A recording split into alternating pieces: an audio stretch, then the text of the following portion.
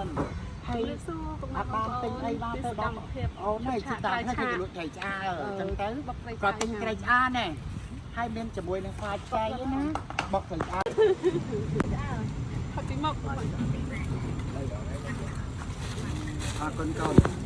តោះយើងម៉ែសប្បាយអូនបុកត្រីឆ្អើត្រីឆ្អើត្រីឆ្អើនេះ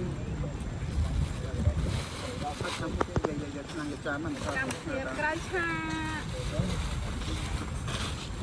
ណែបងអូន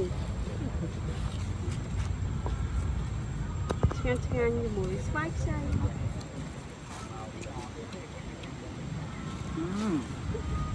អានោះបាច់ទៀតទេម៉ែបាច់យកសបកវាចាញ់ហើយណាសបកវាចាញ់ដាក់ទៅចឹងមករឿងខ្មត់អស់ស្វាយផានបុកឡើយអស់ស្វាយមកដាក់ស្ដេចចាក់ស្ដេចចឹងបកលឲ្យម៉ែរ៉េតនេះបបចឹងមិនទៅហាបងចឹងហាយ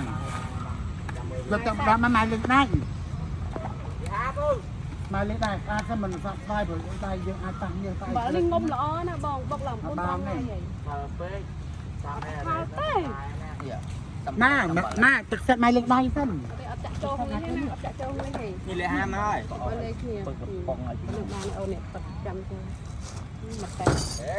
លេហាធ្វើប៉ាំអញ្ចឹងលេហាមជិះចូលមកអូខេតោះឡើយយើងចាប់ដើមជួយដល់សំខាន់លេហា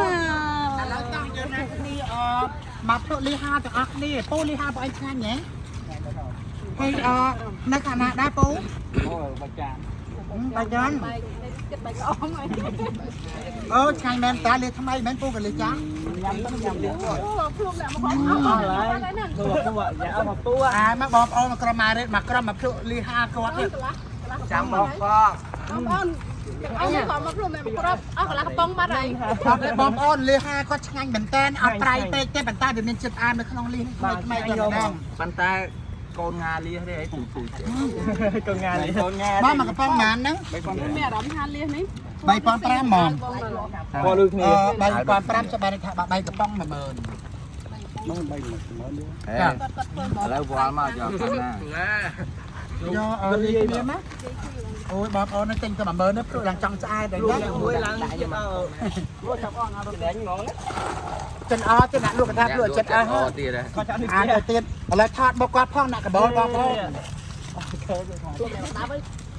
ក៏ភ្លុំចិត្តបាត់ហើយក៏ធ្លុំចិត្តបាត់ហើយបើមកក៏ពិតច្មោះទេបងសលេវផ្នែកបងស្រីបងមកសលេវចេះតែអានោះអត់នេះចុះអានេះអត់ផងបងមែនបងចឹងថែម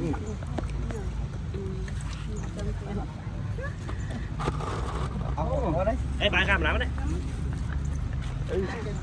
តែទីអូនថតយកបងกับភ្លក់លក់កូនបើនេះកូនបើលៀ